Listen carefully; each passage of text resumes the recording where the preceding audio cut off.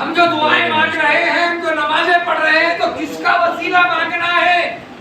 کس کے ذریعے ہمیں جو تو سیدھے راستے پر چلنا ہے؟ وہ سیدھا راستہ ہے کون سا کہ جس پر اللہ نے کہا کہ میں نے جس پر انعام نازل کیا وہ سیدھا راستہ ہے۔ اب وہ انعام یافتہ راستہ اللہ رب العزت نے قرآن مقدس میں ارشاد فرمایا، انعم اللہ علیہم من النبیین والصدیقین والشہداء والصالحین۔ قرآن پڑھو۔ اب اللہ تعالیٰ کہہ رہا ہے میں نے جس پر اپنا انعام نازل فرمایا وہ انعام یافتہ لوگوں میں کون ہے؟ تم اللہ تعالیٰ کہتا ہے اللہ کا انعام من النبیین، نبیوں پر۔ اے اللہ ہمیں نبیوں کے راستے پر چلا۔ جب ہم اہدنا الصراط المستقیم صراط الذین انعمت علیہم پڑھ رہے ہیں تو کہتے ہیں اللہ ہمیں نبیوں کے راستے پر چلا، والصدیقین، اے اللہ ہمیں سچوں کے راستے پر چلا، والشہداء، اے اللہ ہمیں شہیدوں کے راستے پر چلا، والصالحین، اے اللہ ہمیں ولیوں کے راستے پر چلا۔ اہدنا الصراط المستقیم صراط الذین انعمت علیہم۔ بات سمجھ میں آئی کہ ہم اللہ کی بارگاہ میں یہ دعائیں کر رہے ہیں کہ اللہ ہمیں نبیوں کے راستے پر چلا، سچوں کے راستے پر چلا، شہیدوں کے راستے پر چلا، تیرے ولیوں کے راستے پر چلا جس پر تو نے ان تماموں پر انعام نازل فرمایا۔ اب آپ بتائیے کہ ہم جو تو کس کے راستے پر ہے، ذرا ہم آپ کے لیے اپنے جو تو غور و فکر کیا، ہم نے کبھی اپنا جائزہ لیا کہ ہم کس کے راستے پر چل رہے ہیں؟ ہم نمازوں میں کیا پڑھ رہے ہیں؟ ہم نمازوں میں کیا دعائیں مانگ رہے ہیں؟ کیا سورے پڑھ رہے ہیں؟ کیا سوروں میں جو تو اس کا ترجمہ جب ہم جو تو پڑھیں گے انعم اللہ علیہم من النبیین والصدیقین والشہداء والصالحین، یہ ہم نماز میں بھی پڑھ رہے ہیں۔ آپ کا امام نماز میں بھی پڑھا رہا ہے، یعنی گویا ہم نماز میں قیام میں جو تو کھڑے ہو کر یہ دعائیں مانگ رہے ہیں کہ الہ العالمین ہمیں نبیوں کے راستے پر چلا، ہمیں سچوں کے راستے پر چلا، ہمیں صالحین بندوں کے راستے پر چلا، جو تیرے ولی کامل ہے ان کے راستوں پر چلا مانگ رہے ہیں۔ تو مسلمانوں اب بتاؤ کہ نماز میں ہم نے جو تو یہ سب مانگا، اور باہر نکل کے جب شہزادے غوث اعظم حضرت سید الشاہ امیر الدین قادری رحمۃ اللہ علیہ کی بارگاہ میں حاضری دینے کی بات آئی نماز کے بعد، یا صلاۃ و سلام پڑھنے کی بات آئی، تو کہا یہ شرک ہے، قبرستان میں جانا شرک ہے، کی بارگاہ میں فاتحہ خوانی کرنا شرک ہے، بدعت ہے۔ یہ جب ہم نے کہہ دیا تو نماز میں تو تم نے کہا تھا کہ اللہ ہمیں سیدھے راستے پر چلا، ان کے راستے پر چلا جن پر تم نے اپنا انعام و اکرام نازل فرمایا۔ نبیوں کی بارگاہ میں جانے سے تو ہم رہے، یہ تو نبیوں کی بارگاہ ہمارے ہند کی سرزمین پر صرف جو تو حضرت شیش علیہ السلام جو ایودھیا کی سرزمین پر ہے، اس کے بعد تو ہندوستان کی سرزمین پر کوئی جو تو اللہ کا نبی موجود نہیں ہے۔ اب اللہ کے نبیوں کی بارگاہ میں اگر ہمیں حاضری دینا ہے تو ہمیں جو تو عرب کنٹری میں جانا ہوگا، وہاں آج جو یروشلم کہا جاتا ہے جو بیت المقدس شہر تھا، پہلے وہاں جانا ہوگا جہاں جو تو انبیاء کرام کی جو تو ہزاروں مزاریں ہیں۔ ہمیں عراق جانا ہوگا، ہمیں کربلا معلیٰ جانا ہوگا عراق میں، ہمیں عراق میں نجف اشرف جانا ہوگا، ہمیں جو تو عراق کی سرزمین پر بغداد شریف جانا ہوگا جہاں ہزارہ انبیاء کرام کی جو تو قبریں محفوظ ہیں، مزاریں محفوظ، پھر وہاں جا کے حاضری دینی ہوگی۔ وہاں جانے سے تو رہے، اتنے بڑے مرتبے سے تو ہم دور رہے، اللہ جو تو ہمیں جو تو نبیین کے راستے پر چلنے کی توفیق عطا فرمائے۔ اس کے بعد والصدیقین، سچوں کے راستے کی جب باری آئی مسلمانوں، ہمیں جو تو سب سے زیادہ سچوں کی جب بات ہوگی، جب سچائی پر عمل پیرا ہونے کی بات ہوگی، تو بے ساختہ خلیفۃ المسلمین امیر المومنین خلیفہ اول حضرت سیدنا ابو بکر صدیق رضی اللہ تعالیٰ عنہ کی جو تو یاد ہمارے لیے تازہ ہو جائے۔ اے اللہ ہمیں ابو بکر صدیق کے راستے پر چلنے کی توفیق عطا فرما۔ تو صدیق کی بارگاہ میں بھی حاضری دینے سے ہم رہے۔ صدیق ہے کہاں؟ عرب کی سرزمین پر ہے، ہمارے آقا تاجدار دو عالم صلی اللہ علیہ وسلم کے پہلو میں لیٹے ہوئے ہیں، گنبد خضرا میں آرام فرما رہے ہمارے آقا کے بازو میں۔ صدیق اور عمر دونوں بھی جو تو دو بازوؤں پر جو تو لیٹے ہوئے ماشاءاللہ۔ تو اب وہاں پر بھی ہم جانے سے رہے، اے اللہ سچوں کے راستے پر چلا۔ اب والشہداء، شہیدوں کے راستے پر چلا۔ اور میں سمجھتا ہوں جب شہادت کا معاملہ آئے گا نا تو سب بھاگ جائیں گے، کپڑے سنبھالنے والا بھی نہیں رہے گا۔ جب شہادت کا معاملہ آئے گا نا تو سب بھاگ جائیں گے، کپڑے سنبھالنے کو بھی نہیں رہیں گے، بولے کہ تم اور تمہارا کاروبار۔ سب سے پہلے تو ہمارے دلی پہ بات نہیں، یہ کام مجھے کرنے نہیں دو، کیا ہوتا کرا تو وہ بولا تو بولنے دو، چلنے دو، کرنے دو، اپنا نماز پڑھو، چلتے بولو، کان آپ کو لگنے کا ہے نا، کہاں کا شہید ہوں گے اور کہاں جو ہو تو اللہ تعالیٰ جو تو ہمیں جو تو دوبارہ زندگی عطا فرمائے گا، کہاں صبح اور شام جو تو مرنے کے بعد ہمیں کھانا ملے گا، کیونکہ ہم جب قبریں جو تو کھودتے ہیں، خدا نہ خواستہ کوئی پرانی قبر نکل جاتی ہے تو اس میں ہڈیوں کا ڈھانچہ ملتا ہے، کل بھی ملا تھا، اور اندر کی قبر رکھتے ہیں، کل بھی ملا تھا نا، کمر سے نیچے کا حصہ مل گیا تھا، کل بھی ملا تھا کہ نہیں ملا تھا؟ کون کون تھے وہاں پر؟ ٹھیک ہے، تم تھے، اتنی اندر کی قبر رکھتے بولے تھے نا۔ پھر اب کیا کیا جائے تو انہیں لگاؤ مفتی کو فون، کیا ضرورت ہے مفتی کو فون لگانے کی؟ اس سے پہلے کوئی قبروں میں جو تو تمہیں جو تو ہڈیاں نہیں ملی کیا؟ ارے 6 مہینے میں بازو کر ڈالتے ہیں، پھر دوسری میت لٹا دی جاتی ہے بمبئی کی سرزمین پر، مکہ مدینہ میں، مکہ المکرمہ اور مدینہ المنورہ میں، اور تم یہاں پہ جو تو بات بات میں جو تو دوغلی پالیسی استعمال کر رہے ہو، اس کو فون لگاؤ، اس کو فون لگاؤ، کیا کرنے کا؟ ایک ایک قبر سے حدیث ہے، ہمارے آقا تاجدار دو عالم صلی اللہ علیہ وسلم کا فرمان ہے، کم و بیش 70 ہزار مردے جو تو اٹھائے جائیں گے میدان محشر، ایک قبر سے 70 ہزار مردے قبر سے اٹھائے جائیں گے۔ پھر کیا کرو گے؟ کتنی قبریں بدلو گے؟ دوغلی پالیسی استعمال کر رہے ہو، بہت علم والے سمجھ رہے ہو کیا کچھ کو خود کو؟ انہوں نے ہم نے جو تو فلاں سے رجوع ہے، رجوع جہاں ہونا ہے وہاں تو نہیں ہو رہے، جہاں رجوع ہونا ہے وہاں تو رجوع نہیں ہو رہے کہ تم ایمان میں ہے یا نہیں، اس پر رجوع ہونا کہ ہم نے یہ حرکت کی، ہمارا ایمان باقی رہا یا نہیں رہا، یہ تو چھوڑ دیے ہم نے، تیسری باتوں میں جو تو الجھا کر رکھ رہے ہو مسلمانوں کو۔ خیر، ہم نے دیکھا کہ اب شہادت کا جب معاملہ آیا تو وہ شہیدوں میں سب سے افضل شہید اور شہید اعظم، کربلا کے دھرتی کے وہ شہید جسے شہید اعظم کا خطاب ملا، وہ ذات بابرکت نواز رسول سیدنا امام حسین علی مقام علیہ الصلوۃ والتسلیم کی بابرکت ذات ہے، جو شہید اعظم۔ اے اللہ ہمیں شہیدوں کے راستے پر چلنے کی توفیق عطا فرما، اور خصوصاً حسنین کریمین کے راستے پہ چلنے کی توفیق عطا فرما، اہل بیت اطہار کے راستے پر چلنے کی توفیق عطا فرما۔ وہاں پر بھی جانے سے رہے، کربلا کے دھرتی پر، مولا کائنات کی بارگاہ، Najaf Ashraf, Karbala, Najaf Ashraf, Baghdad, یہ سب عراق کی سرزمین پر ہے، وہاں پر بھی جانے سے ہم رہے۔ پھر اب چوتھا مقام ہے وہ صالحین، اے اللہ ہمیں ولیوں کے راستے پر چلا تو موجود ہے شہزادے غوث اعظم حضرت سید الشامل الدین قادری رحمۃ اللہ علیہ، آپ کی سرزمین پر، چکلمبا شریف کی سرزمین پر موجود ہے، جاؤ وہاں بارگاہ ہے امیر الدین قادری میں، اور اللہ کی بارگاہ میں دعائیں کرو کہ الہ العالمین صدقہ عطا فرما تیرے ولی کامل سید الشامل الدین قادری رحمۃ اللہ علیہ کا، ان کے صدقے میں ہماری دعاؤں کو قبول فرما، اور ان کے راستے پر ہمیں چلنے کی توفیق عطا فرما۔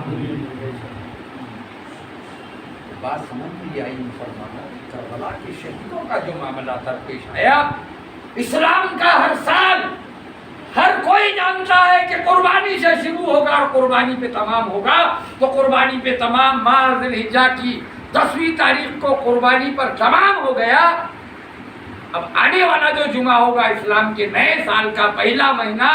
اور پہلا جمعہ ہوگا جسے ماہ محرم کہا جاتا ہے، اب ماہ محرم میں جو تو پھر ایک قربانی پیش ہوگی، اور وہ قربانی جو تو انسانی صورت میں نواز رسول کی ہوگی، وہ قربانی ہم نے بھول گئے، محرم کی قربانی ہم نے بھول گئے، ذی الحجہ کی قربانی یاد رکھی، کیونکہ فرما جانور لانے کا، ذبح کرنے کا 5-5 کلو گوشت بانٹ دینے، اب 7 حصے میں 5-5 کلو گوشت، 35 کلو کا جانور تھا، کیا کیا معلوم؟ مجھے ایک فون آیا تھا، بولے تو 4-5 کلو گوشت آیا اس سے، میں نے کہا 35-40 کلو کا ہوگا جانور، اور اس سے زیادہ کیا آئے گا، ہے نا؟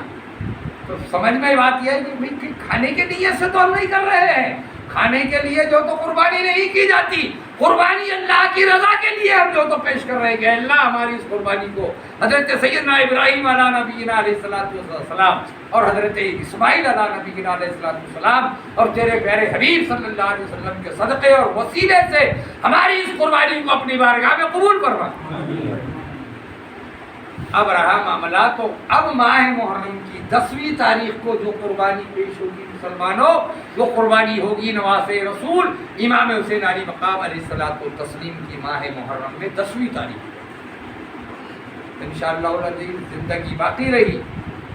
ماہ محرم میں تو میرے تقریباً جو تو 12-13 دن کے جو بیانات چلتے ہیں 3 یا 4 محرم کے بعد میں، اس کے بعد اگر زندگی باقی رہی اور لوٹ کر آیا تو انشاءاللہ العزیز کربلا کے شہیدوں کی شہادت اور کربلا کی جو شہیدوں کے اس ایمان کی مضبوطی اس پر جو تو روشنی ڈالنے کی کوشش کروں گا، لیکن اتنا بات ذہن نشین کر لیجئے کہ اسلام کے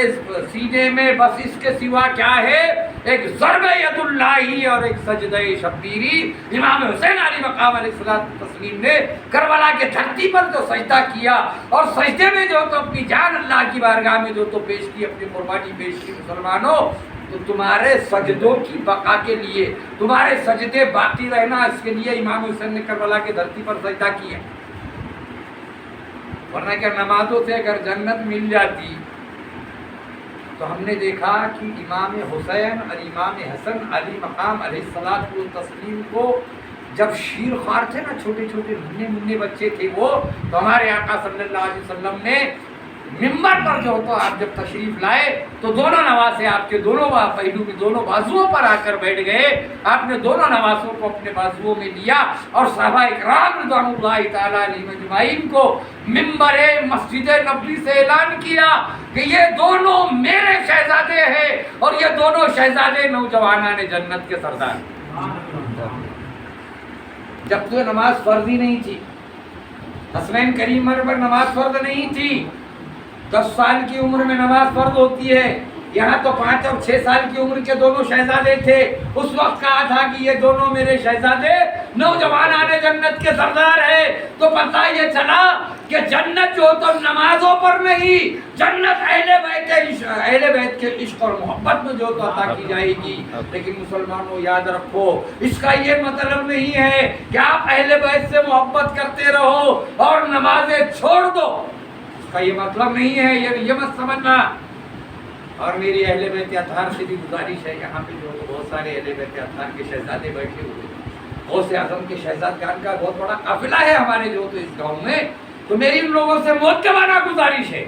جس میں میرے اپنے صاحبزادے ہیں، میرے برادر ہیں، میرے بھتیجے ہیں، میرے بھائی ہے نا، میرے چچا وغیرہ ہے، ان لوگوں سے میری مؤدبانہ گزارش ہے کہ نمازیں قائم کر لو تاکہ تمہیں دیکھ کر لوگ جو تو نمازی بن جائے۔ جب تم نمازوں پر قائم ہو جاؤ گے تو لوگ تم سے محبت کرنے لگیں گے، اور جب تم سے محبت لوگ کرنے لگیں گے تو نمازوں کے لیے آئیں گے، اور جب نمازوں کے لیے آئیں گے تو اے شہزادگان غوث اعظم تمہاری بھی مغفرت ہو جائے گی اور تمہارے صدقے میں ان تماموں کی مغفرت ہوگی اور اللہ کی رحمتوں کا نزول ہوگا۔ نمازیں پڑھا کرو، نمازوں کا اہتمام کرو، صرف جو تو عام لوگوں کے لیے نہیں، خصوصی جو کہتے ہیں خود کو کہ ہم غوث اعظم کی اولاد ہے، ہم اہل بیت سے ہے، تو میری ان سے بھی گزارش ہے کہ وہ بھی نمازوں کو قائم کر لو۔ یاد رکھو، نمازیں کسی کو چھوٹی نہیں، نمازیں کسی کو معاف نہیں ہوئی۔ ہمارے آقا تاجدار دو عالم صلی اللہ علیہ وسلم کے پیروں میں ورم آ جایا کرتے تھے، یعنی سوج جایا کرتے تھے پیر۔